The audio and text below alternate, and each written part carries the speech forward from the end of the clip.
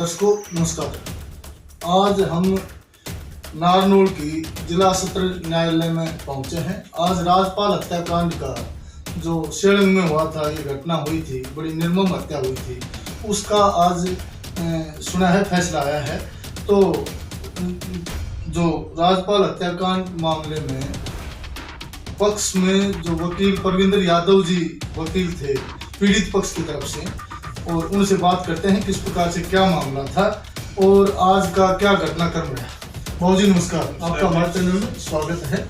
और आप बताएं, राजपाल हत्याकांड में कितने आदमी आरोपी थे और कितनों के खिलाफ आज ये जो सजा सुनाई है, कैसे क्या मामला रहा है? पहले तो मैं अपने चैनल के सभी दर्शकों को नमस्कार करना चाहूंगा। हाँ जी। और सभी को फर्स्ट मैसेज ये देना चाहूंगा भाई, ये न्याय की जीत है एक तरह से। हाँ जी। ये एक निर्मम हत्याकांड था। क्या हुआ था कि आज से लगभग 3 साल पहले 2018 की घटना है। 26/8/2018 को एक छोटा सा वाक्य जो जिसने इतना मतलब निर्मम हत्या का रूप ले लिया। नॉर्मल सी बात थी, एक व्यक्ति अपने कुत्ते के साथ अपने खेत में जा रहा था। कुछ असामाजिक तत्व जिन्होंने शराब पी हुई थी, वो रोड से स्पीड से गाड़ी लेकर के अपने आ रहे थे। तो उस व्यक्ति ने, जो इस केस का मेन जो गवाह था, जिसने एफआईआर दर्ज करवाई थी, अश्विनी, उसने अपने पालतू कुत्तों को बचाने के लिए उस गाड़ी को रुकवाया। और उनसे रुकवाने के बाद उन्होंने पूछा भी क्यों रुकवाई गाड़ी। उसने ये कहा था भाई पालतू कुत्ता है, रोड पर बैठा है, आप जरा धीरे स्पीड से मतलब स्पीड कम करके चलाए गाड़ी को। वो शराब के नशे में थे या किसी और अन्य नशे में थे। उन्होंने उस समय उसके साथ थोड़ी तुतू में की और ये कहा भी अपने कुत्ते को पट्टा डाल के रखो, इस तरह की कोई छोटी मोटी कहा सुनी होगी। ये वाकया है लगभग रात के 9 बजे के आसपास का। फिर उसके कुछ देर बाद वो शांत होके चले गए, अपने खेत में चले गए। अश्विनी अपने चाचा के साथ, जो इस केस में जिसकी मृत्यु हुई है राजपाल, वो दोनों ही थे। उसके बाद जब वो खेत में गए, अपने खाना वगैरह खा रहे थे खेत में बैठ के अपने चाचा के साथ, तो रात को लगभग 9:45 पर फिर 4-5 व्यक्ति ये दोबारा आते हैं, जिनमें से एक मालडा गांव के, शेलंग गांव के ये थे। उन्होंने आकर के फिर उनके साथ बदतमीजी की। तो वहां एक बुजुर्ग आदमी बैठा था, शेर सिंह, जो इस केस में इंजर्ड है, और वो राजपाल जिसकी बाद में जिसकी हत्या हुई है, वो दोनों, उन्होंने उनको समझाकर भेज दिया भाई कोई बात नहीं, छोटी मोटी बात थी, आप चले जाओ। तो उनका आपस में फिर कुछ मनमुटाव हुआ, वो चले गए, शराब के नशे में थे। तो कहीं कोई प्रोग्राम चल रहा था नजदीक में ही, वो वहां गए हैं। उन्होंने अपने साथियों से जो भी उनके थे उनको बताई, और वो सब तैश में आकर के नशे में, एक्चुअल तो जो घटना का कारण है वो नशा है। उन्होंने नशे में जाकर के कि ऐसी बात होगी, छोटी मोटी बात को इतना बढ़ावा दे दिया, और नासमझी करते हुए लगभग 30-35 या 50 के आसपास वो काफी गाड़ियों में, मोटरसाइकिलों पर आए हैं रात को। और आते ही सीधा उनका क्या था कि उनके दिमाग में नशा था या कुछ था, उन व्यक्तियों ने कुछ भी नहीं सुना और आते ही उन व्यक्तियों को मारने पीटना शुरू कर दिया। तो जो अश्विनी था, उसने वो अपने डिफेंस में था, तो बचाव करना जानता था। उसने मौके को भाग करके अपना खुद का बचाव कर लिया, छुप गया। लेकिन जो 2 व्यक्ति और थे, एक बुजुर्ग था शेर सिंह, जिसकी उम्र लगभग 65 साल के आसपास थी। दूसरा जो राजपाल था, वो खेती बाड़ी करता था। उन्होंने आते ही सीधा उन पर वार करना शुरू कर दिया और उनको किसी भी तरह का कोई मौका नहीं दिया। इसी दौरान राजपाल का भाई भी, जो अपने फारा लाइन वगैरह चेंज करने के लिए आया था, और वो शोर शराबा देख करके जैसे ही वहां पहुंचा तो वो उसके पीछे भी दौड़े, लेकिन उसने भी फसल में छुप करके अपना बचाव किया किसी तरह। तो ये घटना जो हुई, एक छोटी सी उस बात को लेकर के, एक व्यक्ति जो उसको समझाना चाहता था, लेकिन जो दूसरा जो नशे में चूर थे, जिन्होंने उस नशे के कारण इस घटना को अंजाम दिया। उसके बाद लगभग 2018 अगस्त 2018 की वाकया है। काफी लंबा ये ट्रायल चला कोर्ट में। कुछ मतलब जो चलता रहा, उसमें काफी मोड़ ऐसे भी आए जिसमें हमें लगा कि केस उनके फेवर में जा रहा है। कई बार उन्होंने जमानत लगाई उनकी, काफी बार हमने कोशिश करके उनकी बेल डिसमिस करवाई यहाँ से, कोर्ट से। और आज तक भी 2 व्यक्तियों की हाई कोर्ट से बेल नहीं मिल पाई उनको। फिर उसके बाद केस में कुछ नया मोड़ आया। डिफेंस वालों ने कुछ बीच में ऐसा करके कि इसको, अश्विनी को, हमारे केस को झूठा दिखलाने के लिए कुछ डॉक्यूमेंट्स में उन्होंने ऐसा कर दिया कि हमें लगा कि केस कुछ अलग ही मोड़ पर जा रहा है। लेकिन जो सच्चाई थी वो आज जनता के सामने आ रही है। कोर्ट ने भी न्याय किया, कोर्ट ने भी सभी चीजों को बारीकी से देख करके और जो न्याय किया है वो सच्चाई के ऊपर किया है। और न्याय के इस फैसले से मैं तो ये कहना चाहूंगा भी अदालत में अब भी न्याय है, देर है अंधेर नहीं है। तो कुछ मामले ऐसे होते हैं जो घिनौने हीनियस टाइप के होते हैं, जो एक छोटी सी बात को लेकर के और एक नशे को लेकर के जिस टाइप का ये किया जा रहा है, तो ऐसा कम से कम हो, लोग नशे की तरफ कम बढ़े। और ये नशा ही सबसे बड़ा कारण है जो ये छोटे छोटे। और आजकल हम देखते हैं अपने शहर में, पीछे भी एक थोड़े दिन पहले घटना घटी है, एक व्यक्ति तुषार शर्मा नाम का शायद लड़का था, उसको भी इसी तरह निर्मम हत्याकांड भी हुआ, निर्मम हत्या कर दी गई। ज्यादा पुरानी नहीं, 20-25 दिन। गौरव हत्याकांड। और उससे कुछ दिन पहले महेंद्रगढ़ में भी इसी टाइप का, वो भी नशे के कारोबारियों की ही गैंग थी जो उन्होंने इस टाइप की घटना को अंजाम दिया। एक व्यक्ति को वही मालडा गांव जहाँ की ये घटना है उसके आसपास के ही एरिया में वो घटना घटी थी, और ये सब नशे का कारण है। तो मैं यही कहना चाहूंगा कि भी ये जो छोटी छोटी बातें हैं इनको जनता अवॉइड करे किसी भी तरह से, और अदालत पर विश्वास करे। कभी न कभी देर सवेर सब फैसले आते हैं, ज्यादातर लगभग उचित ही होते हैं जो फैसले होते हैं। कानून में विश्वास रखें। बहुत ही खास बात यह है कि इतना जघन्य कांड था, निर्ममता से हत्या की गई थी और 30-35 व्यक्ति इस मामले में नामजद थे, और आज सुना जा रहा है कि 2 व्यक्तियों की सजा सुनाई गई है। तो इसमें कहीं न कहीं मामले में ये कोई टेक्निकल पॉइंटों की कमी रही, एविडेंस की कोई कमी रही, तो इसको आप क्या मानते हैं? देखो जी, ये जो बेनिफिट जो उनको मिला है, इसमें शुरू से 11 जो है आदमी जो ट्रायल फेस कर रहे थे, और उनमें से एक जो है जुनाइल, जो माइनर है राहुल नाम का, वो अलग से, सॉरी उसका नाम हम उजागर नहीं कर सकते, एक माइनर है उसका अलग से ट्रायल चल रहा है। तो 11 व्यक्ति इस ट्रायल को फेस कर रहे थे, जिनमें से उनको बचाव जो होने का कारण था, 3-4 व्यक्तियों को तो ये इन्होंने पहचान लिया था, भाई 1-2 तो इनके साथ पड़े हुए थे, इस वजह से उन्होंने उसको बाई फेस पहचान लिया। वो 2-3 बार वो व्यक्ति आए थे, इसलिए उनको पहचानने में तो कोई गलती नहीं हुई। और जैसा मैंने बताया कि रात का वाकया था, 9 बजे का, 10 बजे का, फिर लगभग 10:15 बजे का जो अंतिम घटना थी वो 10:15 बजे के करीब की थी, और वो रात का वाकया था। और उस समय 30-35 व्यक्ति अगर किसी के ऊपर हमला करे तो उनको पहचानना एक आम आदमी के लिए मुश्किल होता है। वो पहले अपना बचाव देखे या ये देखे भी ये व्यक्ति कौन थे। तो जिनको जानते थे शुरू से, उनकी के खिलाफ तो इन्होंने अपनी लड़ाई पुरजोर से जारी रखी, और जिनको नहीं जानते थे, जैसा बाद में इन्होंने अपने सोर्सेज से पता किया भाई ये व्यक्ति और इन्वॉल्व थे, लेकिन कोर्ट ने उनको इन्वॉल्वमेंट उनकी कंप्लीट रूप से हम नहीं साबित कर पाए, तो वो बेनिफिट उन्होंने उठाया। अगर उनको भी जानते या मौके से कोई पकड़ा जाता तो हो सकता है उनकी भी हम सजा कराने में कामयाब हो जाते। बड़ी बात यह है कि कितनी चोटें लगी हैं, उसके बावजूद केवल 2 आदमी को, क्या कोर्ट के पास या न्यायालय में, सब हम विश्वास करते हैं, न्यायालय का सम्मान भी करते हैं, तो न्यायालय में क्या है इतनी चोट लगने के बावजूद केवल 2 आदमियों को इस मामले में लिया गया। अभी कोर्ट ने खाली कन्विक्शन गिल्टी हेल्ड किया है, तो जब हमें इस आदेश की कॉपी मिल जाएगी, ऑर्डर कॉपी मिल जाएगी, तो उसमें हम बताएंगे भी उनको किन किन पॉइंटों पर उनको बेनिफिट्स दिया गया है। कुछ सुना गया है कि इसको रोड साइड एक्सीडेंट में भी एक डॉक्टर की रिपोर्ट आई है, MLR की रिपोर्ट आई है, उसने डॉक्टर ने कहा है कि ये रोड साइड एक्सीडेंट में भी इस प्रकार की चोटें लग सकती हैं। नहीं, ऐसा कुछ नहीं है।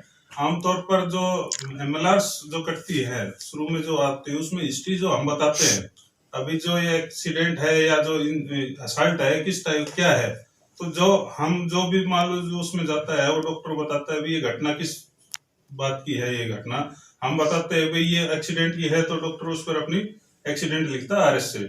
और अगर कोई लड़ाई झगड़े की है तो असल्ट या जैसी भी घटना है वो घटना उस पर हिस्ट्री पर दी जाती है। तो जो ये आप बता रहे हो भाई इसमें रोड साइड वाली बात आई, ये क्या होता है कि हम कोर्ट में जब क्रॉस चलता है, एग्जामिनेशन ऑफ चीफ के बाद डॉक्टर के जब क्रॉस होता है, तो उसको हम सजेशन देते हैं, अब इस टाइप की जो चोटें हैं क्या ये रोड साइड में आ सकती है या नहीं आ सकती, possibility of such type injuries क्या वो आ सकती है या नहीं आ सकती, तो डॉक्टर एक सजेशन देता है हमें इस टाइप की चोटें एक्सीडेंट में भी आ सकती हैं। मतलब कंफर्म नहीं है कि उससे, वो तो पॉसिबिलिटी बताते हैं, और जो एक्चुअलिटी होती है वो तो विटनेस बताएगा, जो इंजर्ड है वो बताता है। तो क्या आप कहना चाहेंगे जैसे कुछ आरोपी अब भी बच पाए हैं, क्या उनको आगे उच्च न्यायालय इसमें शामिल कर पाएगा? क्या कुछ है इस बिल्कुल मामले में टेक्निकल? उनकी जो है, पहले हम आदेश की कॉपी देखेंगे। उनको जो बेनिफिट्स दिया गया है, बेनिफिट ऑफ डाउट्स जो भी दिया गया है, उसकी बारीकी से जांच करेंगे पहले। फिर उसके बाद हमारे पास अभी न्यायालय पर और आगे विश्वास करने का पूरा कारण है कि हम आगे जाए न्यायालय में। और वो जो अगर कोई गलती हमारे से रह गई या फिर कोर्ट ने कुछ ऐसा उसमें पाया गया, तो जो उसमें तुष्टि करने का जो भी है, उसमें सुधार करने की गुंजाइश जो भी है वो करेंगे हम, और आगे उनको भी सजा दिलाने की पूरी कोशिश करेंगे। बहुत ही धन्यवाद, आपने इस मामले के बारे में दर्शकों को अवगत कराया। और ये बड़ा जघन्य मामला था और दर्शकों की भी मनो इच्छा थी कि दोषी को जरूर दंड मिले, और हम सब न्यायालय पर विश्वास करते हैं। मैं और न्यायालय और कहना चाहूंगा बीच में, अगर इस तरह के फैसले आते रहे और कोर्ट पर विश्वास किया जाता रहा, तो ये जो जितने भी अपराध हो रहे हैं उन पर जल्द से जल्द रोक लगेगी। और हमारे पुलिस डिपार्टमेंट पर, कोर्ट, कानूनी व्यवस्था पर, सब पर विश्वास रखे। आगे आने वाले समय में अगर सब जैसा इन्होंने अपने केस को शुरू से आखिर तक लड़ते रहे, सभी व्यक्ति लड़ेंगे अपनी लड़ाई, तो कानून सबके साथ है और न्याय सबको मिलेगा। और इन पर रोक तभी लगेगी जब अपराधी जेल में होंगे। जैसे पीड़िता है, बड़ी परेशानी में रही है 3 साल तक, असुरक्षा भी शायद इसने महसूस की है, तो इस बारे में आप क्या कहेंगे कि पुलिस इस मामले में किस प्रकार की पुलिस की तरफ से सहयोग हो?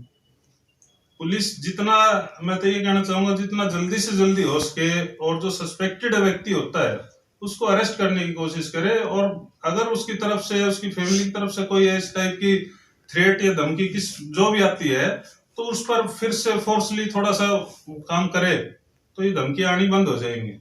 बीच में इनको भी मिली थी धमकियां, और हमने कोर्ट्स पर भी उसमें एप्लीकेशन लगाई थी, और कोर्ट ने भी उनको धमकाया था। जज साहब ने धमकाया था उनका, बकायदा कि दोबारा से आपकी तरफ ऐसी कोई नहीं आनी चाहिए। और उनके खिलाफ एक रिपोर्ट और भी दर्ज करवाई थी हमने। इनको जरूर मिली है धमकियां, खूब मिली है। और मेरे ऊपर भी प्रेशर आया था काफी बार। कई व्यक्ति लोकल होते हैं, जानकार होते हैं, आते हैं, जी हमारा करवा दो। तो हमने शुरू से एक बात आगे थी, जो ये कहेंगे शिकायत करता, वही बात आगे मानी जाएगी। अगर ये तैयार है, जिस हिसाब से भी इनको, आपने पहली बात तो इनका घर का सदस्य मार दिया, ऊपर से आप ये चाहते हो हमारा किसी भी रूप से कॉम्प्रोमाइज भी हो, तो ये शुरू से अपने कुछ बातों पर अड़िग रहे हैं। और हमने भी इनका साथ दिया, और इन्होंने भी जैसा जैसा हमने कहा हमारा शुरू से साथ दिया। और उसका नतीजा यही निकला कि कानून ने उनको दोषी ठहराया। ठीक है, बहुत धन्यवाद आपका। दर्शकों नमस्कार, हम पीड़िता से भी हम आपकी बातें करवाएंगे ताकि इस मामले से, पूरे मामले से दर्शक रूबरू हो सकें। धन्यवाद। दर्शकों नमस्कार, आज हम नारनौल सेशन कोर्ट में पहुंचे हैं। सेशन कोर्ट से बाबूजी हैं जसवीर ढिल्लो जी। ये राजपाल हत्याकांड जो लगभग 3 साल पहले सेलंग में हुआ था, उस घटना का आज फैसला आया है। तो इस संबंध में जो बचाव पक्ष के वकील हैं बाबूजी जसवीर ढिल्लो जी, इनसे हम बात करते हैं किस प्रकार से क्या मामला था, और इसमें इन्होंने बचाव पक्ष में किस प्रकार के जो डिफेंस के लिए, जो मामले को बचाने के लिए या उसके पीड़ित जो बचाव पक्ष की तरफ से किस प्रकार से सवाल जवाब के, किस प्रकार से बहस की, किस प्रकार से पूरा मामला था, तो बाबूजी जसवीर ढिल्लो जी बताएंगे। बाबूजी नमस्कार। नमस्कार। नमस्कार। तो आपका हमारे चैनल में स्वागत है। धन्यवाद सर, धन्यवाद। मैं ये कह रहा था, ये राजपाल हत्याकांड जो हुआ जी, तो उस समय बड़ा ये जघन्य हत्याकांड था जी, और लगभग 30-35 व्यक्ति नामजद थे जी। और अब सुना जा रहा है कि 2 व्यक्तियों की सजा हुई है, बाकी कुछ बरी हुई। कैसे क्या मामला, थोड़ा सा आप इसमें विस्तार से बताएं। देखो, इसमें ऐसा है कि 26 और 27 अगस्त 2018 रात को लगभग कोई 10:10 के आसपास का वाक़या, जैसा कि कंप्लेनेंट ने, शिकायतकर्ता ने अपनी शिकायत में बताया, उसके मुताबिक 10-12 मोटरसाइकिल और 4 गाड़ियों पर सवार होकर के 4 व्यक्ति तो स्पेसिफिक नामजद और उनके साथ 30-35 अन्य आदमी बतलाए। हाँ जी। इस बारे में 27 अगस्त 2018 को शाम को 5:15 पर एक FIR दर्ज हुई हाँ जी। और तफ्तीश के बाद पुलिस ने जो चालान पेश किया, 11 आदमियों के खिलाफ चालान पेश किया था और वो 148, 149, 323, 325, 302, 452, 506 IPC के तहत चालान 11 आदमियों के खिलाफ पेश किया और ट्रायल शुरू हुआ और कुल मिलाकर इसमें जो है 22 गवाह तो प्रोसिक्यूशन की तरफ से पेश हुए, जिसमें 3 आदमी आई विटनेस, कथित आई विटनेस, अश्वनी है, दूसरा शेर सिंह है, एक नरेंद्र है, 3 तो eye witness, medical officers, doctor, police अधिकारी और पुलिस कर्मचारी बतौर गवाह इसमें 22 आदमी पेश हुए। एक गवाह हमने सफाई में डिफेंस में पेश किया CRPF कैंप नई दिल्ली से, इंस्पेक्टर, क्योंकि हमारा प्ली ये था और हमारा डिफेंस ये था कि जो शिकायत करता है अश्वनी और जो अपने आप को मौका पर मौजूद बताता है, हमारी गवाही शहादत के मुताबिक, हमारी सफाई सबूत के मुताबिक, हमारे केस के मुताबिक वो आदमी घटना के समय CRPF कैंप में दिल्ली में हाजिर था और उसकी वहाँ से हाजिरी साबित करने के लिए हमने एक इंस्पेक्टर वहाँ से बाकायदा तलब किया, वो समेत रिकॉर्ड हाजिर आकर के गवाही देकर के गए थे। लंबी चौड़ी इसमें आर्ग्यूमेंट्स एट लेंथ, अलबत्ता मैं ये कहूँ कि हमें इसमें कम से कम 2 दिन का समय लगा। 2 दिन में आर्ग्यूमेंट कंप्लीट हुई। तमाम गवाही और तमाम सबूत को मद्देनजर रखते हुए माननीय न्यायालय ने 9 आदमियों को बरी किया है। 2 आदमियों को कस्टडी में लिया है, अनिल और अशोक। उनकी सजा का अभी ऐलान नहीं हुआ है, क्या सजा सुनाई जाएगी ये अभी ऐलान नहीं हुआ है। 2 आदमियों को अभी कस्टडी में लिया है। मैं तो इतना ही कहना चाहता हूँ कि हमें न्यायपालिका पर बहुत भरोसा है, न्यायपालिका का हमारे दिल में बहुत सम्मान है और जिस तरह से गहराई से जा कर के और इस मुकदमे का फैसला दिया गया है, मैं ये कहता हूँ न्याय की जीत है। जहाँ तक 2 व्यक्तियों को जो है कस्टडी में लिया गया है तो स्वीकार देंगे, उसके लिए हम ऑनरेबल हाई कोर्ट में अपील दायर करेंगे और हमारा ये विचार है कि माननीय उच्च न्यायालय में उन 2 व्यक्तियों को भी रिलीफ मिले। ये जो दिख रहा है राजपाल हत्याकांड हुआ है, बड़ा जघन्य हत्याकांड था, उसमें मारा तो गया है, उसमें बचाव किस प्रकार से न्यायालय में आप बचाव कर पाएंगे, इसके लिए क्या कुछ इसमें? ये तो मैं आपको बात बताऊं कि 23 गवाह आए हैं, 23 गवाह को हमने जिरे किया है। अभी नकल जो है वो माननीय न्यायालय से हमें प्राप्त नहीं हुई है कि किन किन पॉइंट्स पर ज़्यादा गौर किया गया है, तो वो तो नकल मिलने के बाद हम आपको ज़्यादा डिटेल में बता पाएंगे कि हमारे किन किन बिंदुओं को माननीय न्यायालय ने एक्सेप्ट किया है और किस किस बिंदु का मुलजिम पक्ष को लाभ दिया गया है। बाकी डॉक्टर साहब की गवाही में ये भी आया था, एक डॉक्टर साहब ये भी मान करके गए कि ये जो इस मृतक को चोटें हैं ये रोड साइड एक्सीडेंट में भी आ सकती है। तो निश्चित रूप से ये नहीं कहा जा सकता कि भाई हत्या हुई है, हो सकता है कि रोड साइड एक्सीडेंट में भी उसको चोट लगी, क्योंकि हम तो डिफेंस काउंसिल है and we have to create the doubt in the story of the prosecution. और बेनिफिट ऑफ डाउट जो है वो मुलजिम को मिलने का उसको हमेशा लाभ मिलता है। तो सारा जो है डिटेल हम आपको बता पाएंगे नकल मिलने के बाद और उसका अवलोकन करने के बाद। दर्शकों नमस्कार, हम आपसे बचाव पक्ष के वकील जसवीर ढिल्लों जी से बात करवा रहे थे और अब हम पीड़ित से भी बात करवाएंगे और यदि मिल सके तो जो बचाव पक्ष के जिनके ऊपर आरोप लगे हैं उनसे भी हम आपको बातचीत करवाएंगे और आगे सुनते रहिए। आगे हम आपको पूरे मामले की पूरी जानकारी देते रहें। धन्यवाद, नमस्कार। आज जो राजपाल हत्याकांड में जो फैसला आया है, तो आपके पति थे, तो क्या आप इस फैसले से संतुष्ट हैं? किस प्रकार की घटना थी, थोड़े से बताएं आप। नमस्कार जी। नमस्कार जी। नहीं जी, मेरे पति का खून बड़ी बेरहम से किया था। मैं इस फैसले से संतुष्ट नहीं हूँ और 30-35 लोगों ने मेरा पति मारा और बड़ी बुरी हालत से मारा। आंखों में सरिया घुसा, आंगली काट दी, हाथ काट दिए और कोर्ट ने ये न्याय नहीं किया। सभी की सज़ा होनी थी, इसलिए मैं आगे तक भी लड़ूंगी और आगे आप उच्च कोर्ट में, उच्च न्यायालय में जाएंगे? हाँ जी, उच्च न्यायालय में भी जाऊंगी और चाहे मेरी जान जाओ, मैं अपने पति को इंसाफ दुआ कर रहूंगी। यही मेरी राय है। जो जिन्होंने गलत किया है उसको सज़ा मिलनी ही चाहिए। जब तक सज़ा नहीं मिलेगी मैं चैन से नहीं बैठूंगी।